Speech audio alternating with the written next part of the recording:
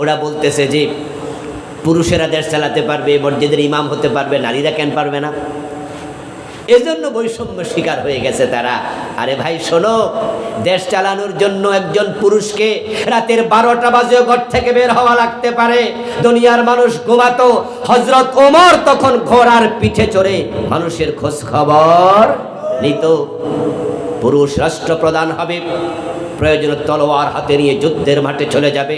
নবী মুহাম্মদ সাল্লাল্লাহু আলাইহি ওয়াসাল্লাম তিনি রাষ্ট্রপ্রধান ছিলেন, মদিনার 27টি যুদ্ধে ছিলেন তিনি সেনা প্রধান।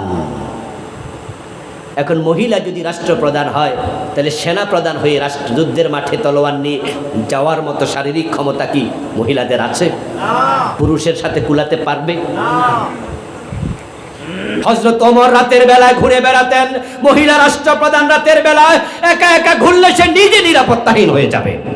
ইসলাম তাকে নিরাপদ করতে চায়, তাকে ছোট করেন,